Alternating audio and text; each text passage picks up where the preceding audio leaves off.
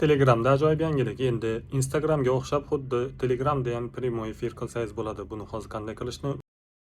Buning uchun Telegramga kiramiz. Telegramdan istoriya qo'yadigan joyingizga mana shu tepadagi o'ng qo'ldagi plus belgisini bosamiz. Bu yerdan ikki xil nima bor. Bu yerda o'zimni ham ko'rsatyapti mana va oldi kamerani ham ko'rsatyapti. Bu yerdan videoga qo'yib video qilsangiz yoki rasm qo'ysangiz, yonida esa yangi funksiya efir degan funksiyasi bor. Nachat translyatsiyani bossangiz efir qilishni boshlaysiz. Bu yerda nastroykasida har xil nastroykalari bor. O'zingiz ko'rib o'rganib chiqsangiz bo'ladi. Masalan, bu translyatsiyani kim ko'radi? Bu yerda все bor, hamma ko'rishi mumkin yoki men kontaktlarim yoki близкий друзьяларым yoki выбранный пользователь degani, ya'ni tanlagan odamlaringiz ko'rishi mumkin. Подключить translyatsiya degan joydan mana shuni masalan silkalarni beradi mana.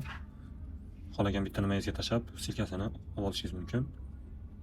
Bu yerda kommentariya yozish uchun pul belgilab qo'ysangiz bo'ladi. Masalan, mana shu yulduzchalar orqali bu besplatni qilib qo'yasiz va pulli qilib qo'yasiz. Masalan, 1000 ta yulduzcha tashlasa, sizga efiringizda kommentariya yozsa bo'ladigan qilib qo'ysangiz bo'ladi.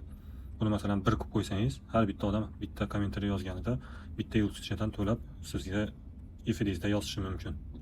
Shunaqa yangiliklar.